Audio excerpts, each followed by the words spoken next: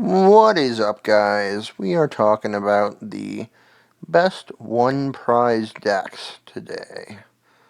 Decks that give up a single prize card rather than 2 to 3 prize cards. Now, there are several really good options in Japan right now as we move into post-rotation, such as Alakazam, the Team Rockets variants. We have Okidogi, we have Crustle, and we have Festival Lead. Now, as far as the best results, it seems like the Team Rockets decks do seem to be the best options for single prize decks. I call the Team Rockets Mewtwo deck a one prize deck because the main attacker is Spidops, obviously. And I think that makes it a single prize deck rather than a multi-prize deck.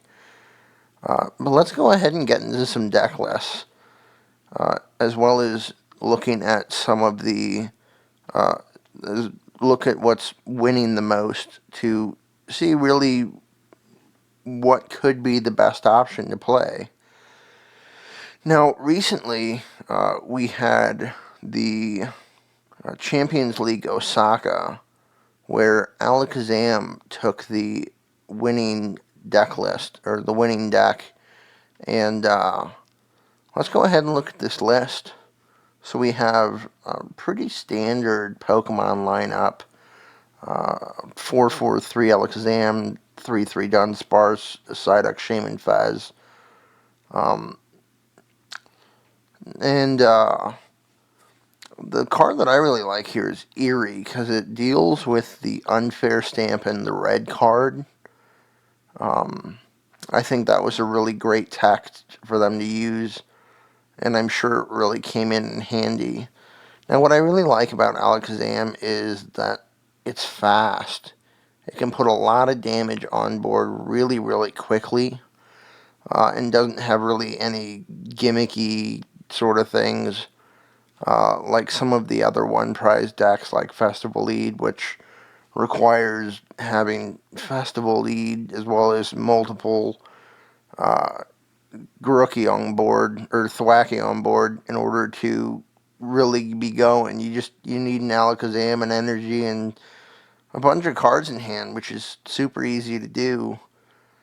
Now, unfortunately, the deck really does get shut down by something like Watchtower, or really just Watchtower, or maybe Unfair Stamp. With Iono gone from the format, there's not really a whole lot that's hurting it too bad. As long as you can establish multiple Dunsparce before you get judged or unfair stamped, you're still in a really good position to do a lot of damage and win the game. So I think it's a very, very solid option. Let's see what else is really, really good from here. This is the Okidogi deck, and I think Barbaracle was a fantastic addition to the deck, as well as Tarragon, which those cards really make the deck function. Okidogi is a single prizer that swings for 70 for 2 fighting, but if you have a Dark Energy attached, it gets 100 HP and does 100 more damage. And this is really good because you can use Prism Energy and Legacy Energy to fuel your attackers, because Prism and Legacy act as every energy type at the same time, but just one single energy. So I think this is a very solid option as far as single prize decks go. I would probably put it as my number 3 overall option. Now, my number 2 deck option I didn't actually top the Champion League. It is Festival Lead. I think Festival Lead is pretty slept on. If you looked at the what is the special event Seville, I believe, It actually got second at that event, and I think it's just a great option for post-rotation if it's already doing really well pre-rotation. Now, it's rough that it's losing Vitality Band, because then your Dipplin cannot knock out a Munkidori with one swing. But you still do have really great cards like Kirin. You have cards like this list didn't play it, but the fighting supporter that swings for 40 more on an EX. You have Maximum Belt and Brave Bangle, which are still going to be in format. And those are really great options to swing over those 2 and 3 prize Pokemon, with Megas being really big going into the next format with, you got Mega Starmie, Mega Frostlass, Mega Lucario. You can really swing for a lot of damage on your 2 hits, and you can take 3 prizes and trade for 1. So this is my personal number 2 single prize deck, and a deck that I'm genuinely considering building because I really like the way that it functions. Thwackey is just an incredible card. Being able to search any card for your deck as long as you have a Festival Lead Pokemon in your active just makes it really, really solid. I might play 1 or 2 copies of Switch. I might try and fit those in somewhere, just so you can have an item to switch out your active Pokemon rather than relying solely on Kirin. Now, my number 4 deck would probably be Team Rocket's Honchkrow. And let's go ahead and look at a list for that. We got the 4 Murkrow and Honchkrow. Your Honchkrow is your main attacker, swinging for 60 for each Team Rocket's supporter that you discard. Really solid option. And just puts massive damage on board. Once again, with Megas being so big, and the biggest Mega being 360 HP, you're knocking almost every single Mega out for the low cost of 6 Team Rocket supporters, which, you paid 8, 16, 24. You play 24 Team Rocket supporters, and being able to just knock something out for a fourth of them is really solid. Plus, it gets your R Command Porygon 2 going, which will do 20 for each supporter. If you have 19 Team Rocket supporters in your discard, all of a sudden you're doing 3,800 damage, which knocks out any Mega in the game. And then once again, just the aspect of trading 1 prize for 3 is exceptional. And the one thing that I really like about Team Rocket's Honchkrow is there are no 2 prize Pokemon in the deck, just like with Festival Lead. With Alakazam, you run the Fez.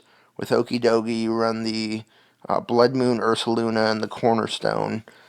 So there are still 2 prize options to take out in those decks, which can harm it long term. I think it's really good that Team Rocket's Honchkrow only gives 1 prize away no matter what you're doing. I'd say the downfall of the deck is your low 8 energy, well, I wouldn't say low, but relatively low 8 energies, and they're all special, so you don't have any good way to just search out an energy if you need it. Let's go to my 5 spot deck, which is Team Rocket's Mewtwo. Now, some people might not call this a 1 prize deck because Team Rocket's Mewtwo is a big part of the deck. But when your core attacker is a single prizer, I would say it's a 1 prize deck. What's really good about this is you swing hard with Mewtwo. You can swing up to 3,300 if you're running the maximum belt, which knocks out any regular EX Stage 2. Well, actually, just any EX Pokemon in general other than Megas. And once again, it has that fantastic Team Rocket supporter engine. Having the 6 draw cards is really good without having to play a card like Judge. Well, I guess it would be 8 because of Archer. You have the Disruption, you have the draw cards, you have the Gust, you have the Search, and it's all already built into what the deck is. That's the really great thing about the Team's Rockets decks, is you have everything that you need already built into the deck. Plus you have a Transceiver to search out any of the supporters. So I think both Team Rocket's options are just fantastic. Plus, I mean, Mewtwo is a pretty cool Pokemon, right? And honestly, I think Spidops is a really cool Pokemon as well. I like Bug-type Pokemon.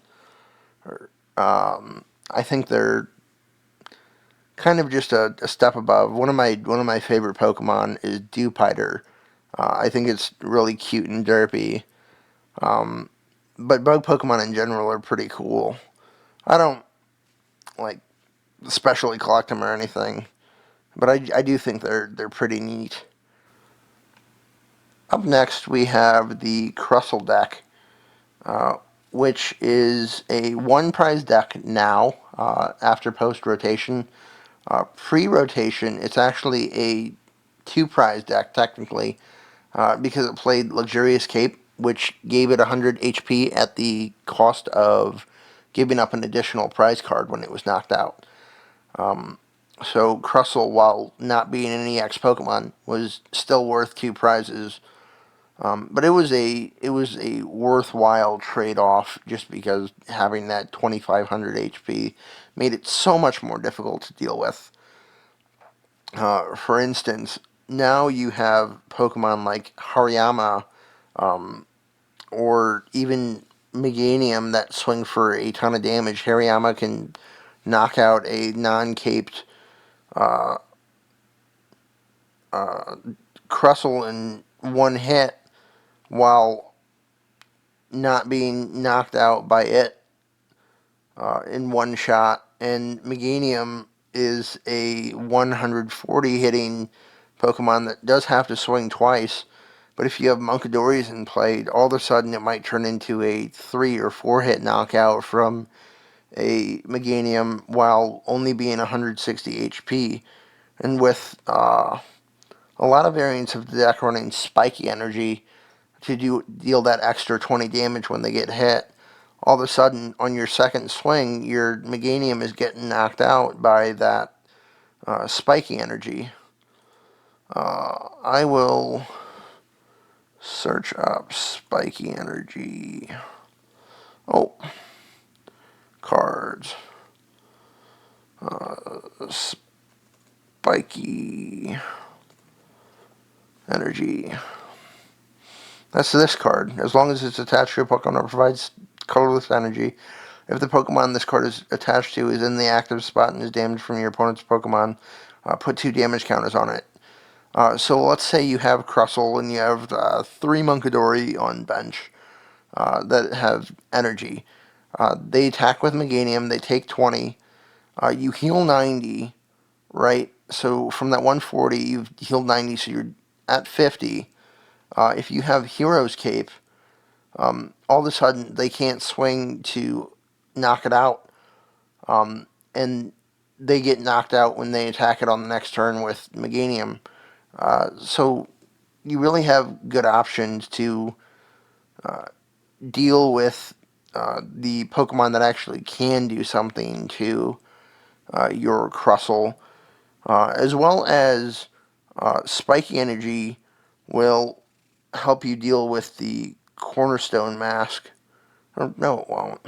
What am I talking about? It's weak to grass, so you just knock it out anyways. Yeah, I think Crustle is an annoying deck that is decent. I don't think it keeps up as well as the other decks that I mentioned, but I think it's a pretty solid option still for the post-rotation format. Those are my decks for the top single prize decks of the post-rotation format. And I hope you guys enjoyed the video, and thanks for watching.